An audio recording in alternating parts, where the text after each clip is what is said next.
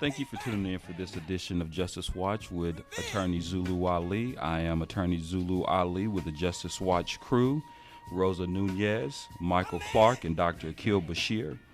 This week, like we do every week, we'll be talking about critical and important legal issues affecting our communities.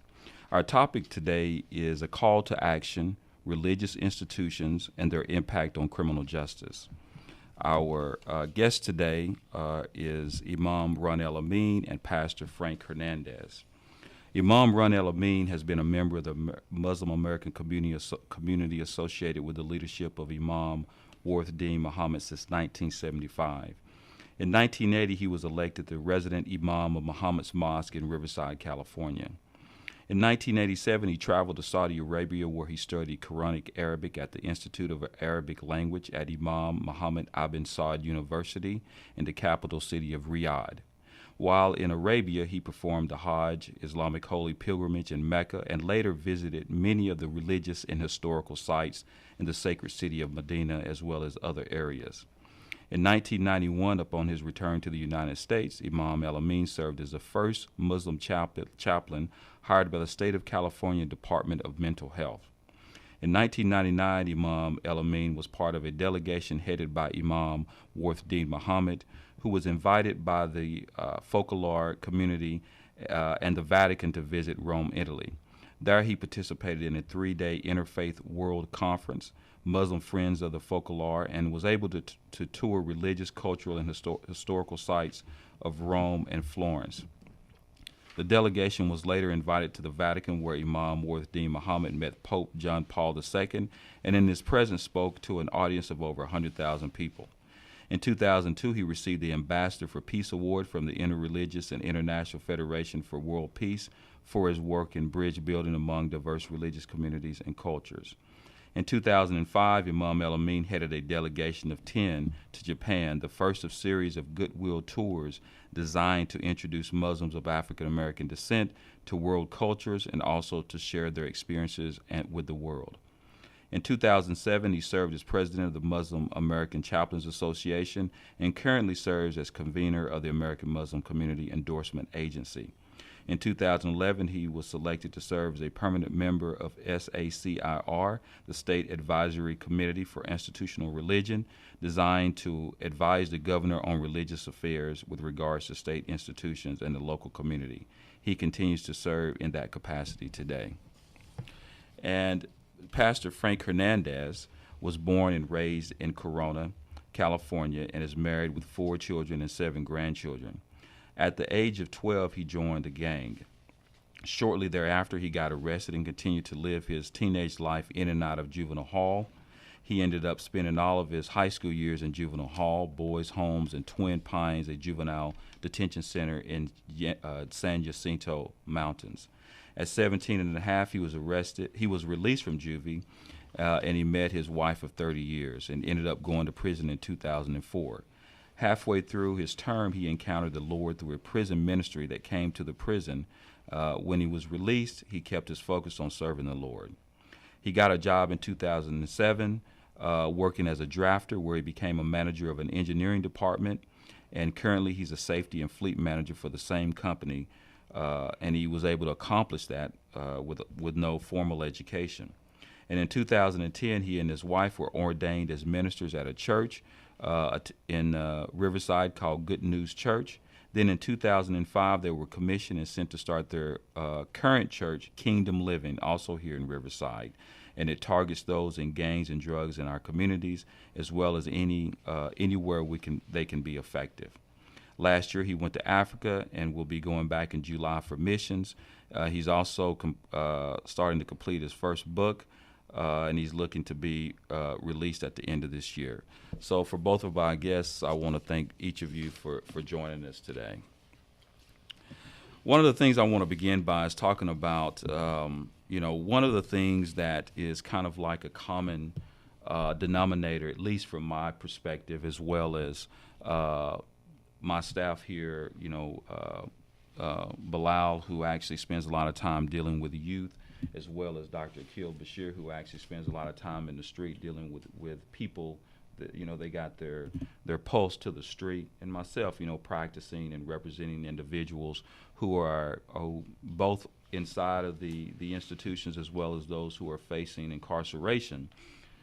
It's a common theme from our perspective, and we've talked about this, over the last month or so, and actually over the last few years, to be quite honest with you, about the significance of faith and how much that plays such an important role in all aspects of the criminal justice system, both being from the perspective of deterring crime as well as when someone is actually incarcerated, actually providing that faith that will actually, as far as the programs, I think there's no question that in these correctional institutions that the religious programs are actually the most effective programs, without any question, and tend to get quite a bit of support most of the time. However, we do know that there's also issues.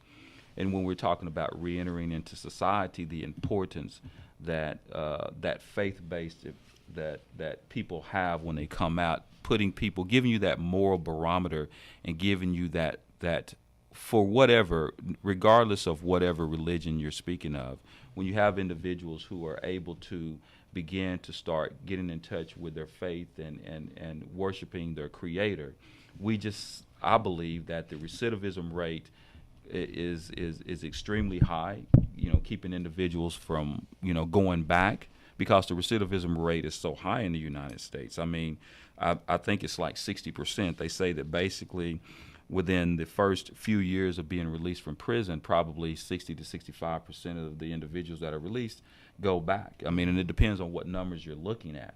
However, I think that when you begin to start looking at individuals who get out and begin to start doing things from a positive perspective, then I think those who basically embrace, some sort of faith-based program, regardless of what it is, and obviously the most known, obviously, is the Christian faith and the Islamic faith, Judaism, whatever it may be, when they begin to start embracing their Creator, then it seems like that's how we begin to start seeing positive things go on in an individual's life. I mean, it gives you that moral compass, I guess, for the lack of a better word, of how they're going to live their lives.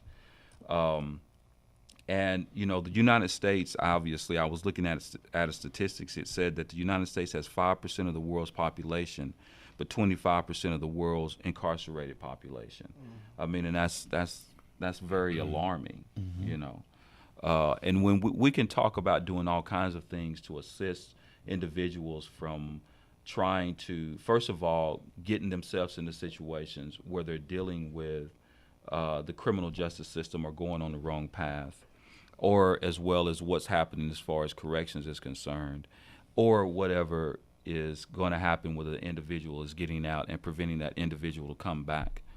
But based upon my conversations with individuals, based upon my beliefs, there's no question that when that individual begins to start getting in touch with their Creator, then I definitely believe that it provides them with the foundation that they need to become a productive member of society. And we don't see our institutions enough going outside of the walls of their institutions and reaching out and trying to touch individuals in the street and providing programs. I mean, it's almost, they're preaching to the choir. But when you begin to start going out into the streets and you begin to start touching individuals, I know when you think, and I'm gonna go back and it's a controversial issue, but I'm going to talk on it because I think it's really, really important. During the days of the Nation of Islam, where you had a significant number of individuals who basically, and when I say the days, I'm talking about the older days during the time of El Hajj Malik Shabazz and those earlier days when you had individuals, and even after that, when you talk about Imam Warith Muhammad, people don't understand how many of those individuals had criminal records. And even though that they had that criminal record, giving them that structure and that foundation allowed many of those individuals to come out and lead a productive life from the perspective that they're not out there committing any criminal acts. And the same thing happens for the Christian faith, for those who go in and actually oftentimes you do have individuals that, as younger individuals, are baptized and they go through the church, but it's a formality. But then when they go in and they really touch and they really understand it, then it's the same thing. They go out there, and I know you're a testament to that, Pastor Frank, by someone who actually had the experience of actually being incarcerated, going on the wrong path, embracing your Creator, and it ended up being something obviously positive, so much so that you're able to go back in the community and you're helping other individuals not pursue that same path, or if they pursue that same path, not going back. Correct. Yeah. So I kind of want to get your impact a little bit about how you feel as far as what you're doing right now, as far as trying to touch individuals on the street and making sure that individuals who are keeping them, first of all, not getting into the system, but if they do get into the system, how do you help them, and how do you help make sure that they don't go back? Well, first off, thank you for this opportunity to be here. But I think that it's so important to help those who are in that place of gangs and drugs and committing crime, understand that there is someone who loves them.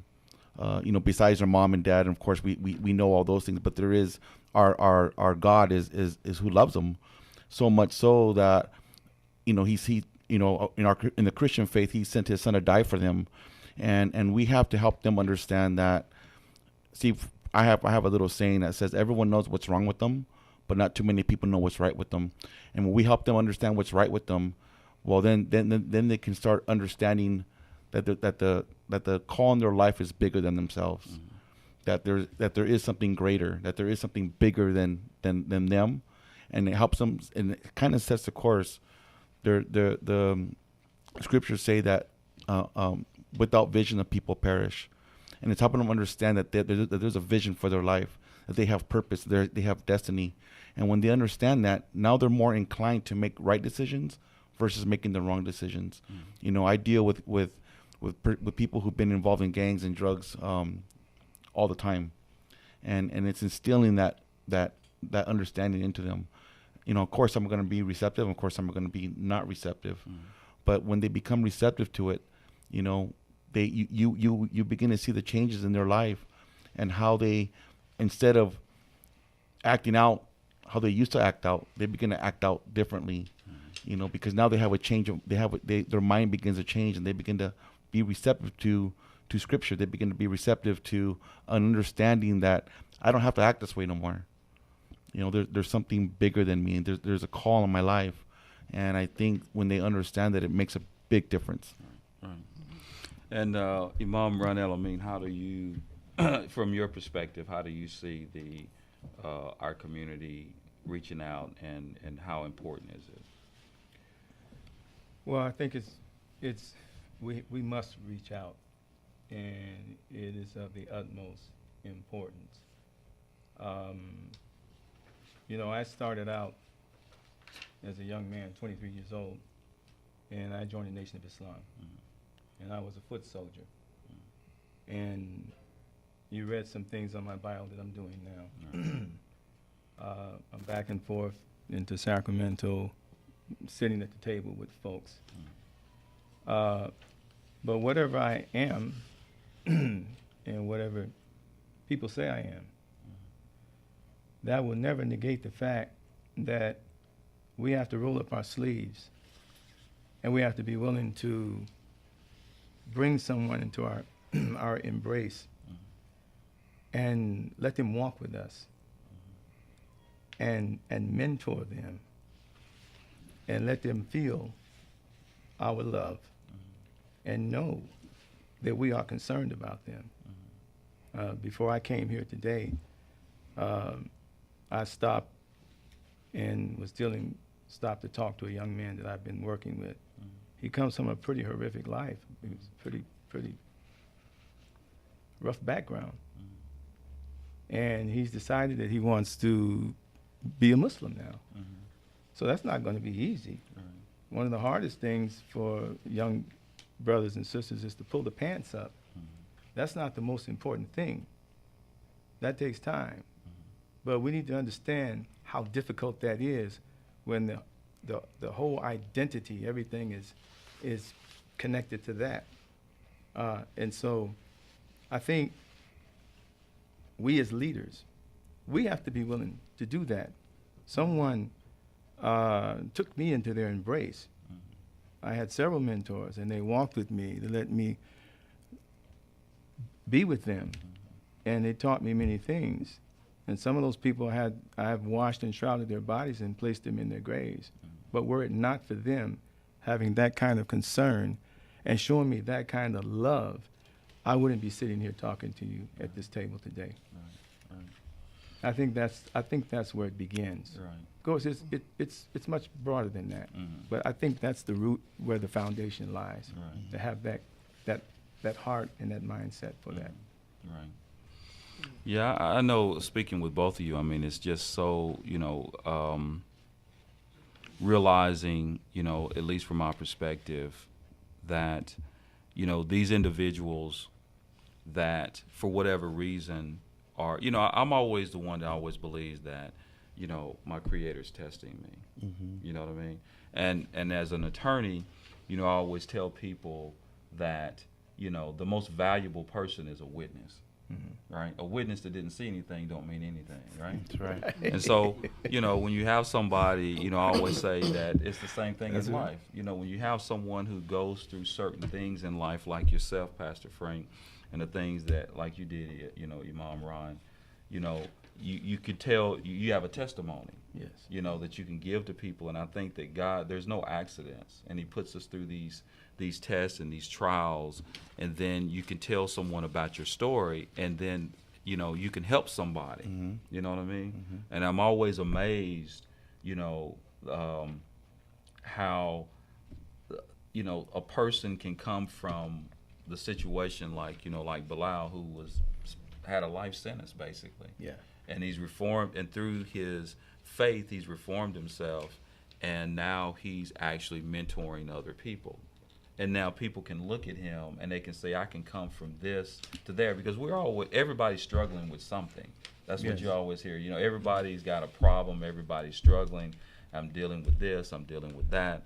But, the great part about faith is that, our Creator doesn't make any mistakes. He is the one, nothing happens unless he lets it happen. Right. You know what I mean? And so, that's why a lot of times when you find people who embrace faith, who are very reluctant to go outside the doors for whatever political reasons, or they don't want to say certain things and they're scared of speaking out, then I'm always like, I'm not scared of nobody except my Creator. I believe my faith is more stronger. You can't do anything to me unless my Creator allows you to do it to me. And a lot of times people are so scared to speak out for these things that are going on, like the police brutality. Now, if you got police brutality going on, or you have issues going on, your faith should allow you to be able to go out in the streets and speak up for that, and not be scared of your position or your role in society.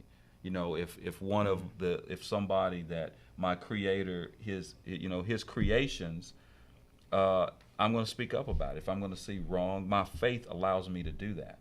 You know what I mean? I think I'm being tested. I think that when I see something wrong, that my Creator is testing me. When I speak out on it, I feel like that's an obligation, not for me necessarily, because obviously we do get scared, but I'm more scared of my Creator than I'm scared of of someone else.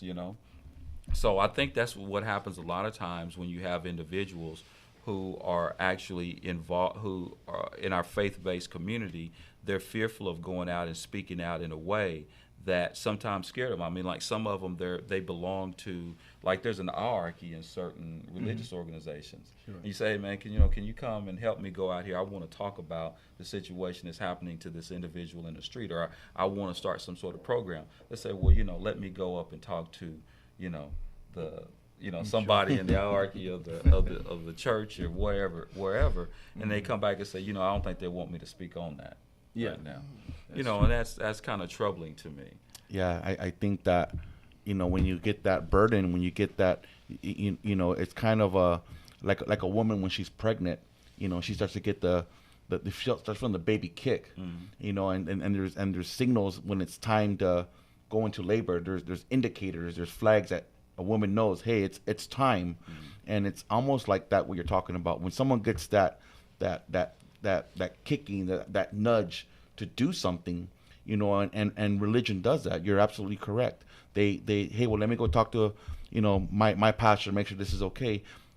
I tell my people, no, if you're feeling a call to go do something, we're gonna stand behind you. We want to see God fulfill the call in your life, because it's not just about the pastor. It's not just about the leader. It's this is a when God created the earth, he said that in Genesis, he said it's not good that man should be alone.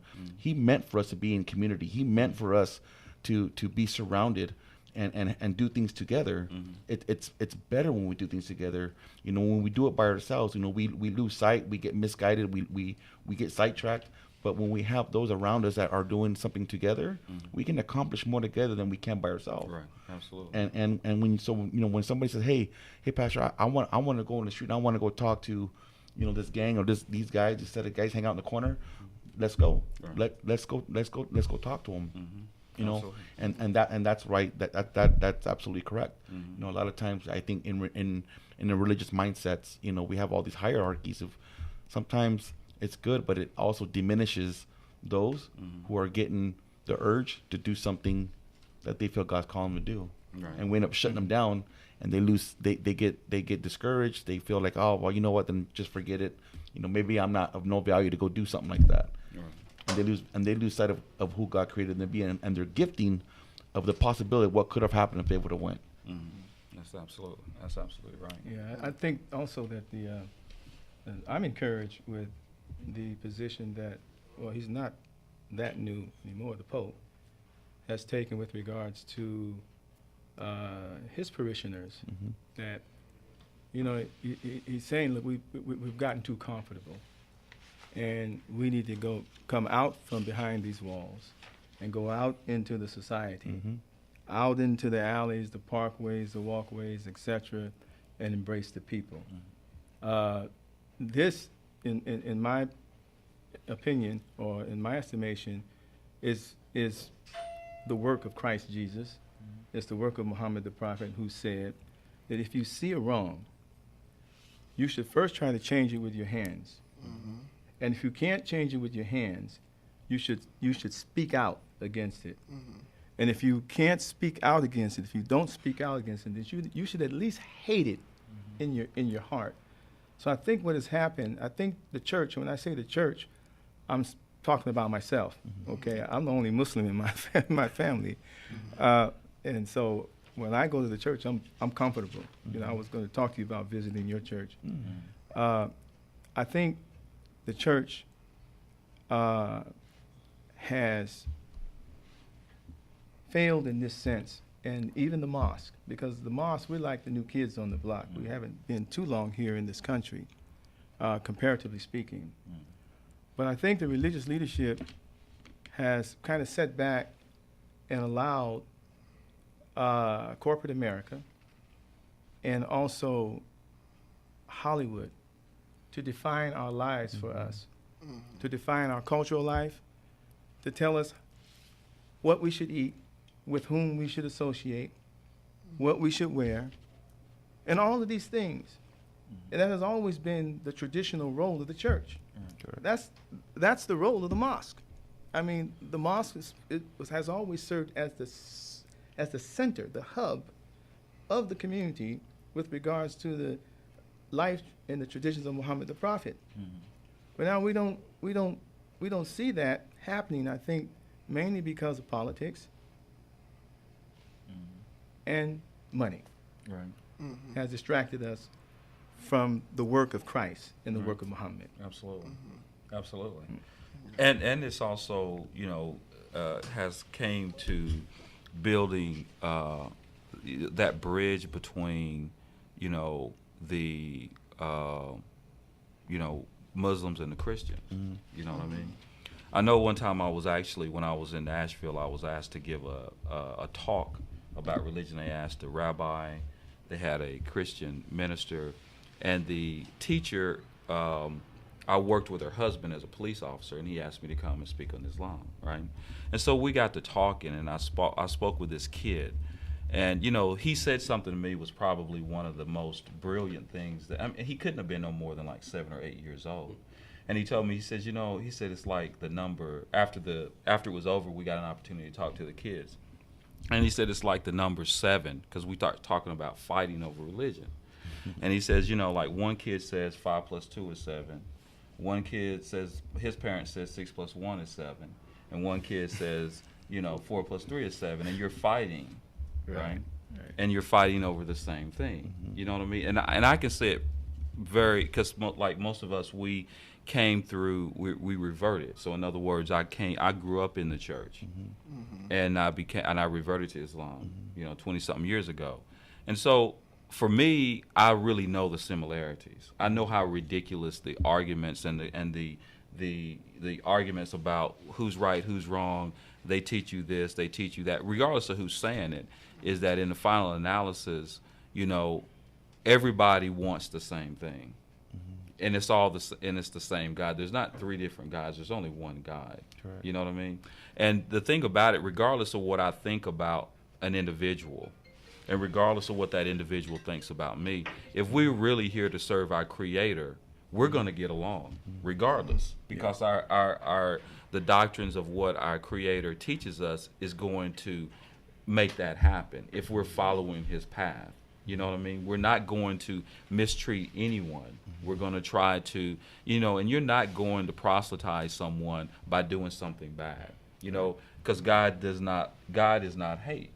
You know what I mean? God is always love, always love, And so what happens is that when we're fighting with each other over things that are just, so trivial, we're fighting, it's the devil. Mm-hmm.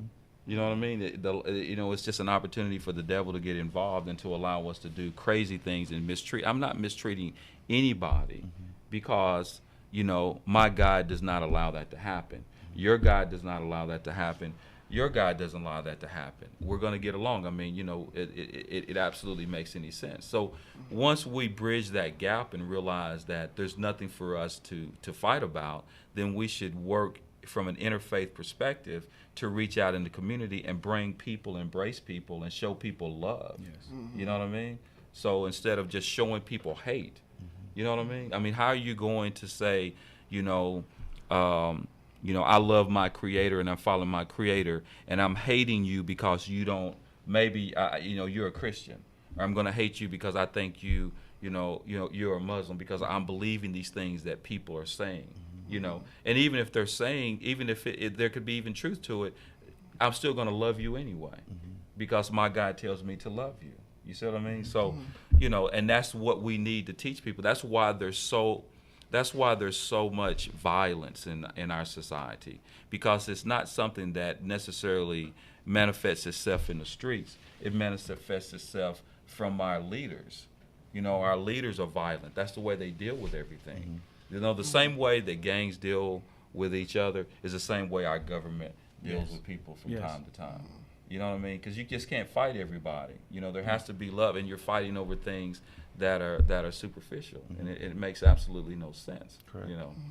So, as far as what do you think that we can do to actually start reaching out to other institutions or other pastors and other imams to begin to start, number one, bridging the gap with each other, but going out in the community and kind of, making sure that we're looking not only for those within the criminal justice system, but those who need us.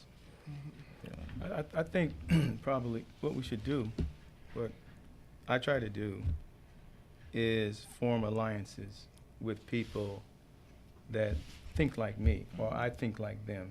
I can know when I'm in the presence of my twin spirit, spiritually speaking. Right. And build this edifice brick by brick. We're not going to get everybody to join in and respond to what needs to be done. I mean, we have to be wise enough to know that this is nothing but the devil that divides us. For example, in communist, I won't mention the country, but in one particular country when communism was on the rise and it was trying to get its legs firm underneath it, it appealed to the people. It said, look, what are these Christians doing for you? How have your life changed? And what are the Muslims doing for you? You know, religion is the opium of the people. Try a little bit of this, communism. See how you like that. So the people bought into it. They woke up the next day and found that their bank accounts had been seized.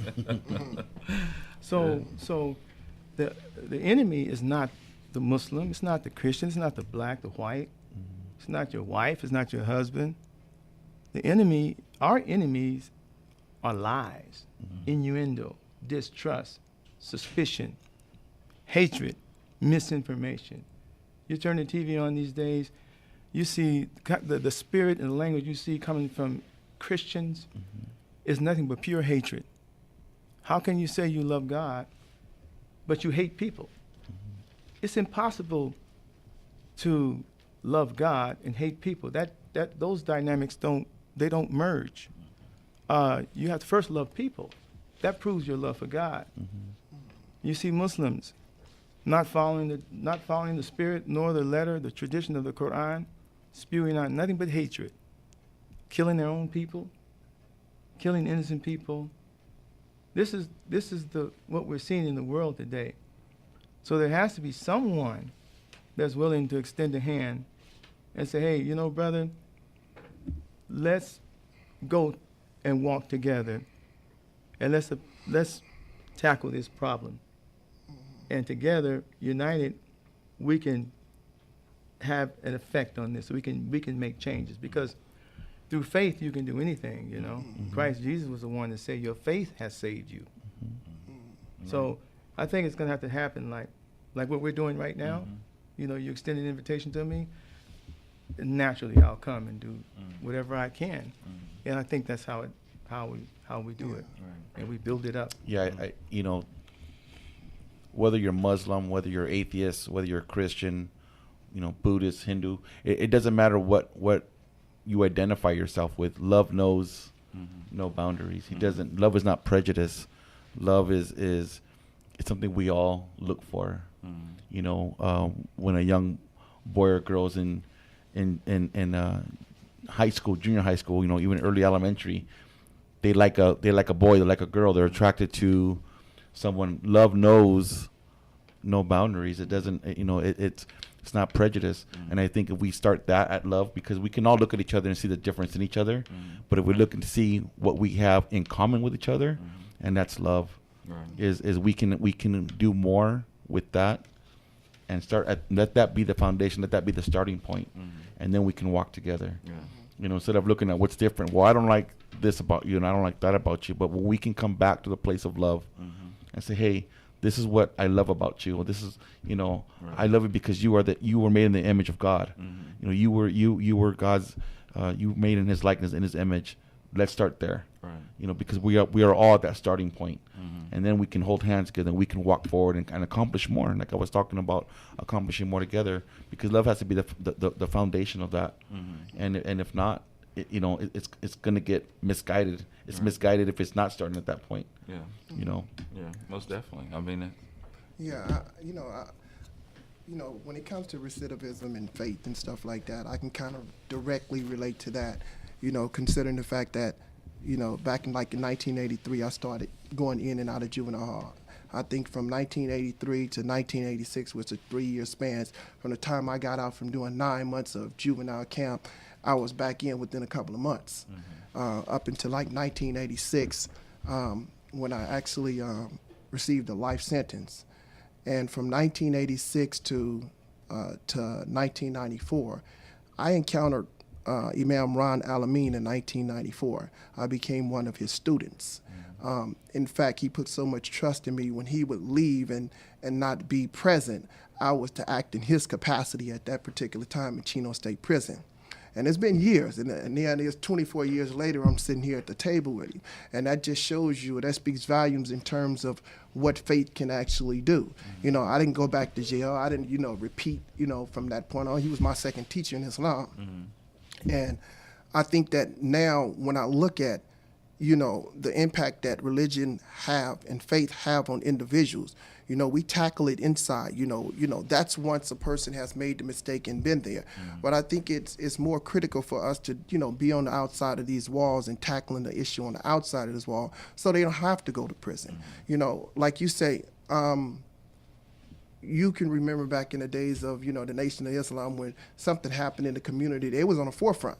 They was out there. You've seen the movies about it, you hear the talk about it, and those who actually lived in there, like the doc over here, lived through those eras, and seen those things.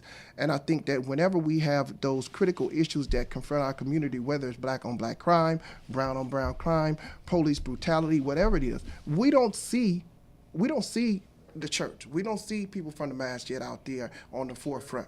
This is what we need to see. These are the institutions that we need to see out there on the forefront in order for it to be, for people to actually to hear this call that we're saying oppression is oppression no matter where it's at in the world. Oppression is oppression. And as religious people, as people of faith, that if we can sit by and just allow this to happen, what that says about our faith, what that says about us as individuals.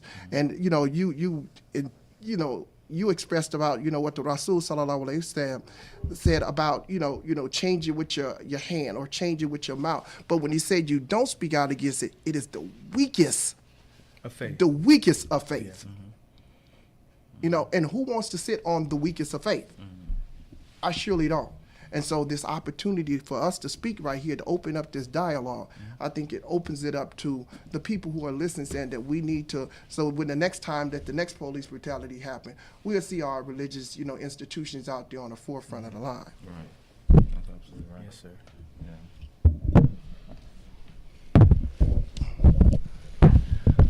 Well, I think the conversation has been outstanding. I'm going to go a little deeper, and I'm going to go into another direction. At the end of the day, wants show up in conversation, but expectations show up in behavior. And I think what has to happen, we've got to look at the rationale on why our religious institutions have not been effective or as effective as they can. When you look worldwide and understand predominantly the worldwide cultures are driven by religious norms, religious practices, and yet we see the diametric confrontations that we see worldwide, something is wrong with that input. Usually there's three fundamentals when we're talking about the lack of what a church or a religion institution engages when we're talking about criminal justice, et cetera. First, so many of these religious institutions are just that, they're institutions. The body of religion is just that. It's supposed to be a body of individuals who come together to propagate a given wisdom, a way of ideology, etc. We have allowed our institutions, our religious institutions, to be just that, institutions, which allow them to become part of the status quo. And this is the status quo that many of these religious institutions have created. Number two, the religious institutions, has been so eloquently said by both Bilal and both our two guests, is that they're out of touch with the people. They're not, what's driving what they do, their rationale at the end of the day is what they hear, not what they see, is what they envision, but not what they touch. And if you don't know the normality of the people that you're dealing with, if you're not truly there to serve, and to serve you must understand, to understand you must engage. I've heard love talked about today numerous times, but very few of us give unconditional love. Because see, I have to value you, I have to respect and honor you, and I have to appreciate you to love you. And we're not doing that. We don't see that type of love worldwide, but yet we see the religious institutions forming and just taking total control of the dynamics geographically and regionally, et cetera. And then third, most religious, and I hate to call them institutions, but that's what they are, they don't understand the ability to deal with the element of criminal justice, etc. When you stop and think, most of the prophets, peace be upon them all,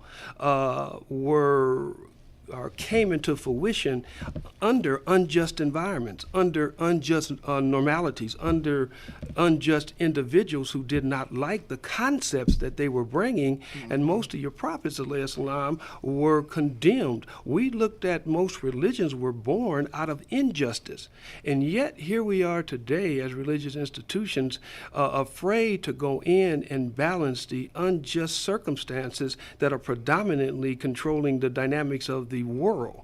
When you don't have the backbone, when you don't have the tenacity, when you don't have that courage to step up and balance the wrongs, and that's really what we're talking about. We're talking about inclusion. We're talking about people having the ability to feel their worth, their value, their greatness. And we're talking about creating equitable services locally, regionally, and internationally that allow people to value what they are supposed to bring to the table. Then we don't have real religious institutions leading anything. And we need to do a serious inflection. We need to look at the dynamic of the infrastructure that these entities are operating from and asking the question, are we truly meeting the needs of the people?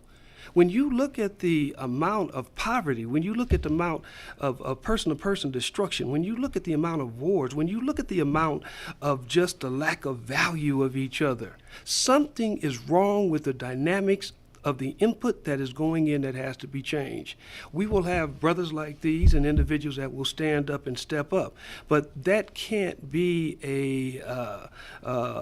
it can't be just an individuality. We've got to change the normality of how our institutions are operating. And I'll lastly say this. I think this is one of the biggest problems. We, the people, are allowing these institutions to define our realities through practices, through principles, through formalities, but not through the essence of the religion. And until we question those entities, until we make them redefine what their thinking process and what their methodologies are that are going to meet our needs, then we're going to be in this dynamic ongoingly and possibly indefinitely until we get the courage to say, no more, the dynamic has to change. If I may, excellent. If I may just add one little piece. You are so right. The religious leadership has to step up and redefine what is a man, what is a woman, what is life, what is the role of man, who are we, where we come from, why are we here, where these things have been defined, again I'll say, by Hollywood, corporate America, etc. We have to reassume that role and redefine these things according to and put them in the context in which God has placed them. And until we do that, we're going to still continue to have these young people coming up thinking that to be a man, you have to look a certain way, this way, the way the media tells me to look, or I have to behave a certain way. And that's a serious problem. That's a serious problem. Yeah. I mean, yeah, they're very much, the media is very much involved. They create the narrative, you know, and basically, and we kind of follow suit with allowing them to create the narrative as to how we address it. Even the issue sometimes, they create the narrative with regards to the issues that we actually, you know, address. And, you know, and now, of course, more than ever, and we talked about this almost every week, especially with our younger people, I mean, news and media is instant. It's in their ear immediately with our kids, with the social media and with the cell phones. I mean, it's so much in their ears nowadays that we're competing against it. You know what I mean? When we're talking about our parents and our churches and our institutions, whether you're talking about the masjid or whatever, we're competing with our children with this social media and all the stuff you're talking about, Imam, that these people are having access to. You know, it's difficult, you know, and I always say when I was a kid, once I went home, that was it. I didn't have no cell phones or you know, Facebook or email. I didn't have any of that. My all I had was my parents. Right. You know, but nowadays, I mean, it doesn't stop. Yeah. You know, I mean, you got little kids in the bed at night on their cell phones, you know, looking up things, and it's so much junk that's going in their head, and our institutions, it's more important now than ever that our religious leaders are out there on the ground trying to touch these people before they go on the right path. I mean, we have to do that. And again, I mean, I'm not here to proselytize one thing or another, but I mean, you know, it is what it is. I mean, we you know, nowadays, you know, it's not politically correct to talk about religion. It's not politically correct to talk about God. You know, they make it a bad thing now, you know, to even have the conversation. Correct. But, you know, it saved You know, I can tell you it saved my life. You know what I mean? And you know, it saved many people I know. It saved their life. You know what I mean? I know a lot of people who may have more money than I have. They may be in a better position than I have. You know, but they don't have the religious foundation, and they're lost. You know what I mean? I know people who got millions and millions and millions of dollars that, you know, they're away from killing themselves because they don't know what life is really about. You know what I mean? And if you don't have that foundation, and we see it with young people, they're always trying to find something.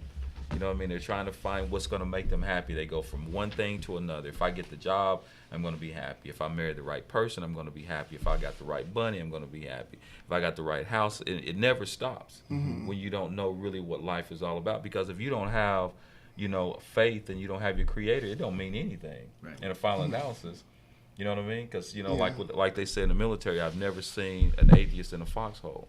When you're on that last breath, you know what I mean? Who are you thinking about? Yeah. You know.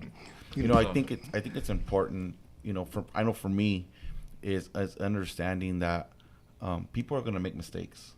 You know, we're going to make mistakes, but it's when they make that mistake that what I've learned is I can't change nobody.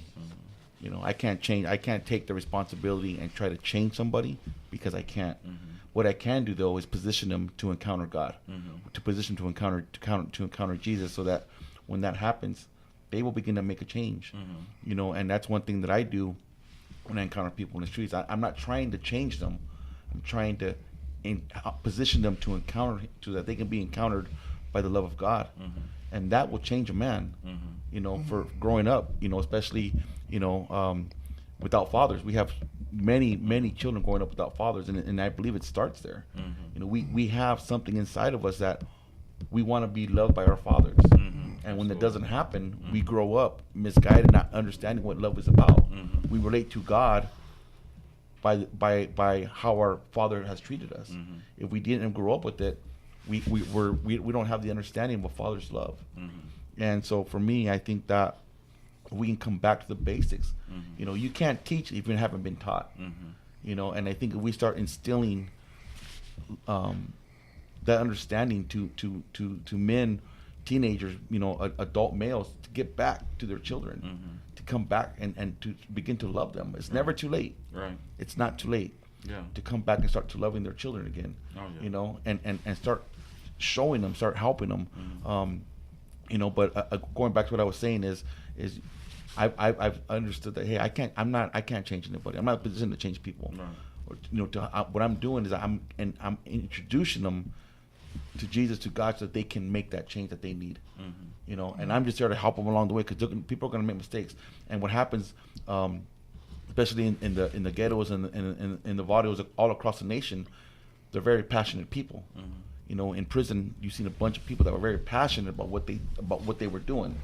You know, you would walk the prison yard and you would hear guys talk about their war stories of what happened in you know, when they were out in the street, and they were very passionate about it. If we can turn that passion around so that there's no going back. See, one of the things, though, from the street perspective, and I'm talking about hardcore street, some of us have been there, I know you have, these brothers and sisters have become so marginalized that their reasons to drive and the reason to stay alive is not strong enough.